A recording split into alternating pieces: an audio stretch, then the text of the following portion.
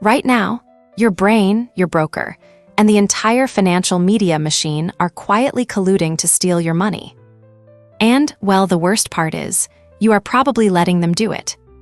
You see, in almost every single aspect of human existence, hard work pays off.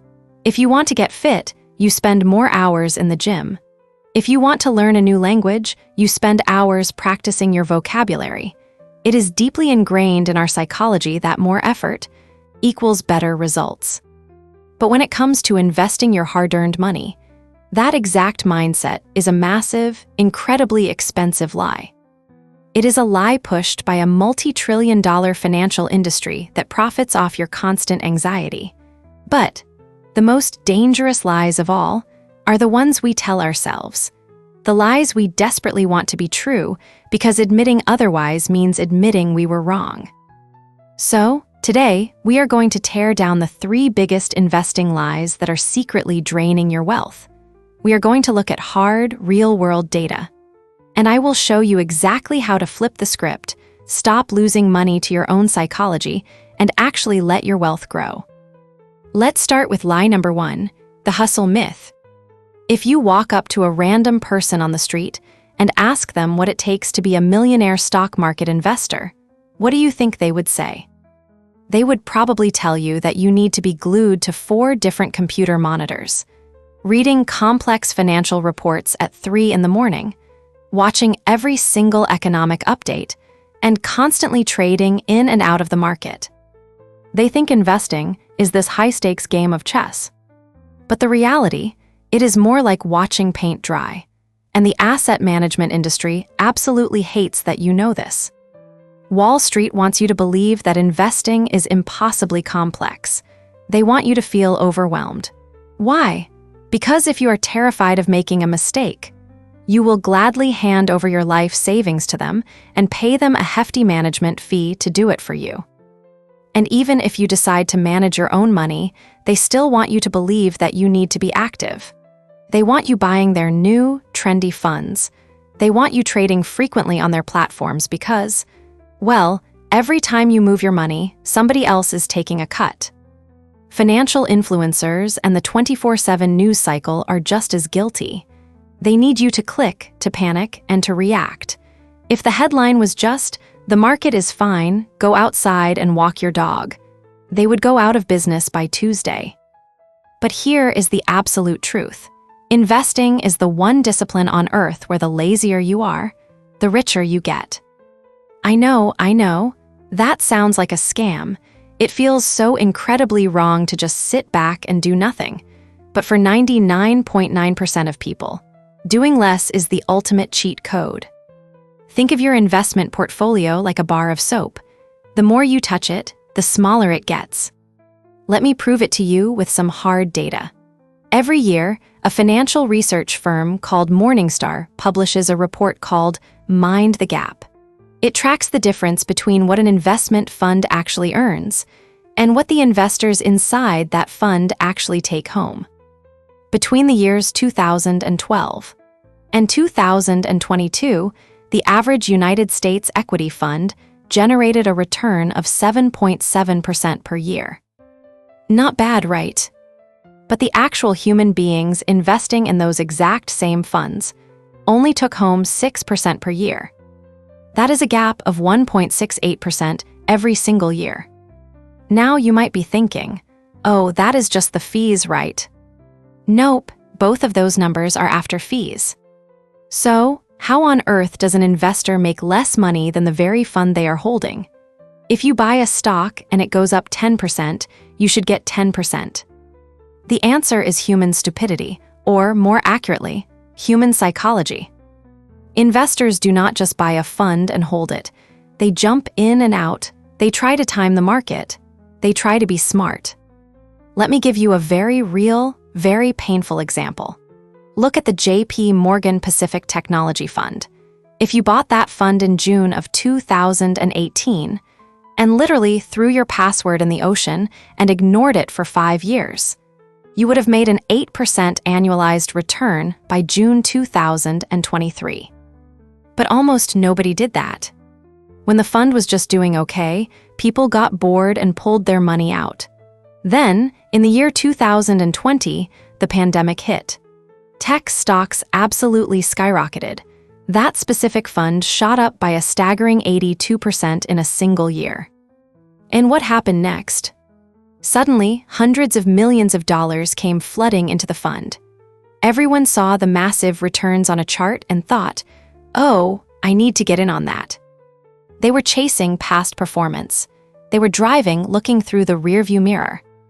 And of course, because the market moves in cycles, technology stocks eventually cooled off. By October 2022, the fund had crashed by 55%. So, even though the fund itself made money over the total 5-year period, the vast majority of the actual investors lost their shirts. They bought at the absolute peak, panicked, and sold at the bottom. This behavior is devastating to your long-term wealth. Let us run the math. If you invest $100,000 for 30 years at a 7.7% return, you end up with roughly $928,000. But if you chop and change, and you only get that 6% investor return, you end up with $580,000. That is a difference of almost $350,000. You are losing almost 40% of your potential wealth, just because you could not sit on your hands. This is where I want to hear from you. Head down to the comments right now and tell me about a time you tried to outsmart the market. What is a stock or crypto you bought right at the absolute top, just because everyone else was talking about it? I will go first. A few years ago, I bought a trendy EV startup right after it doubled in price, and then watched it slowly bleed out for 2 straight years. It happens to the best of us. Let me know your story down below. So what is the fix here? It is simple. Set it and forget it. Buy a broad, globally diversified index fund. Set up an automatic monthly transfer from your bank account. And then, delete your investing app from your home screen. The only time you should ever sell is if your actual life goals change, like if you are nearing retirement, not because a guy in a suit on TV told you the economy looks scary. All right, let us move on to lie number 2, the break-even fallacy. Let us say you actually listen to me. You decide to clean up your messy portfolio of random stocks and mutual funds, and you want to move everything into one simple index fund. But when you log into your account and hover your mouse over the sell button, you freeze. You have a stock in your portfolio that is down 40% or 50%. And your brain screams at you, "I cannot sell it now. I have to wait until it gets back to what I paid for it." We have all done this. We treat losing stocks like toxic ex-relationships. We know they are bad for us, but we just keep holding on, hoping they will magically change into the person we thought they were. This is called get-evenitis, and it is a massive lie we tell ourselves.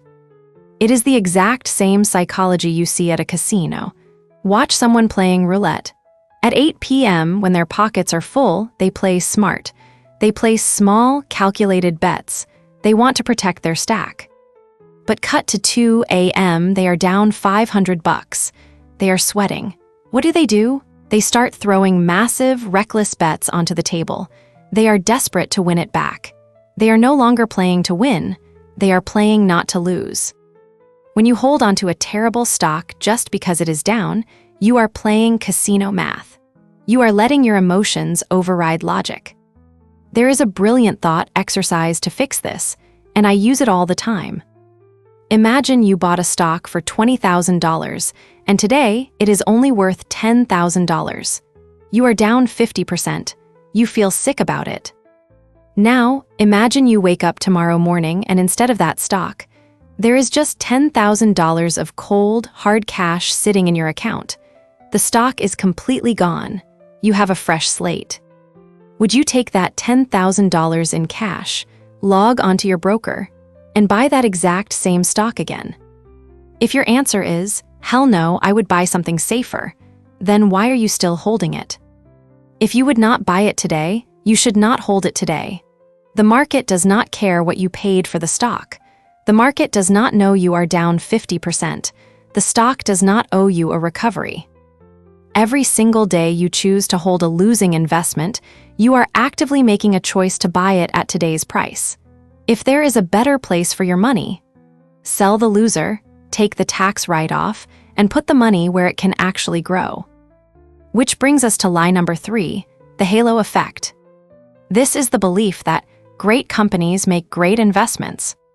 This sounds like absolute common sense, right? Why would you ever want to invest in a terrible company? You want to buy the winners, the innovators, the companies with the best products. But the stock market does not run on common sense. It runs on expectations. Let me tell you a story about 2 companies. In March of last year, FedEx released their earnings report. It was ugly. Their sales were down 2% for the year. In fact, it was their 6th straight quarter of declining sales. By all accounts, FedEx was struggling. On that exact same day, Lululemon, the activewear company, released their earnings, and they were crushing it. Sales had jumped 16% in the 4th quarter. They told investors they expected to grow another 12% in the coming year. Lululemon looked like a fantastic, growing, highly profitable company. FedEx looked like a dinosaur struggling to survive. So, what happened to their stock prices the next morning? Lululemon's stock crashed by almost 16%.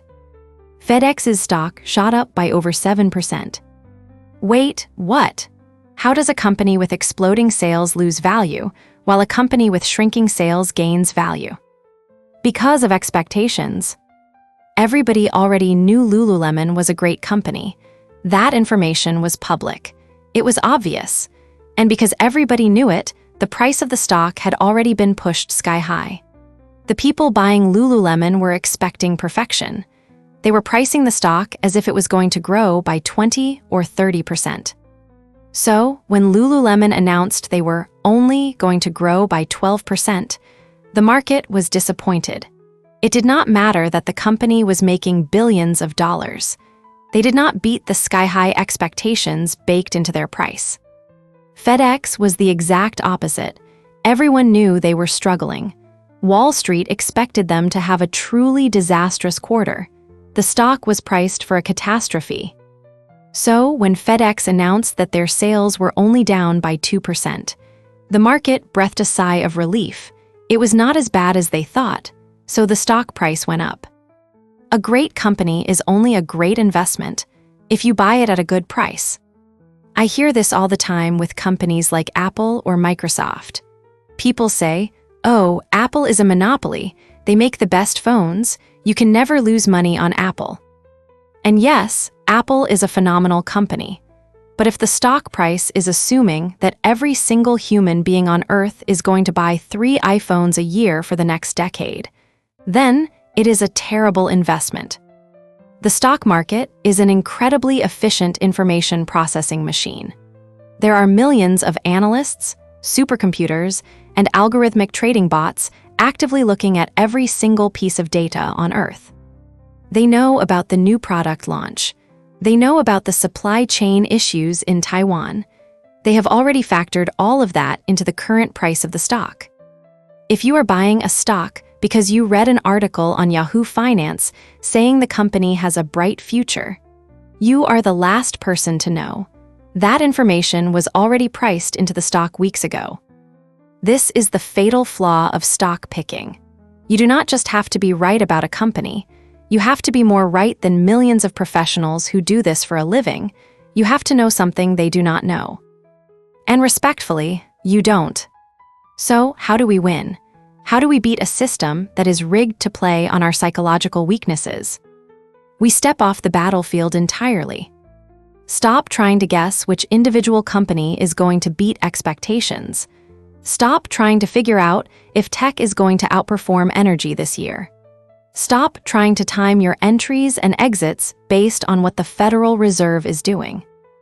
You win by buying the entire haystack instead of looking for the needle. When you buy a globally diversified index fund, you are simply betting that human innovation and the global economy will continue to grow over time. You are not betting on a single horse. You own the entire racetrack. You don't need to check your portfolio. You don't need to read earnings reports. You don't need to feel the stress of a single company missing their sales targets. You embrace the ultimate truth of investing. Simplicity is the ultimate sophistication. The less you do, the wealthier you become. So, clean up your portfolio. Ditch the losers that you are only holding out of pride. Stop confusing good products with good investments. And most importantly, put the bar of soap down. Thank you so much for watching. If this video changed how you think about your money, do me a favor and hit that like button and share it with a friend who is constantly stressing over their stock portfolio. Until next time, stay lazy and let your money work for you.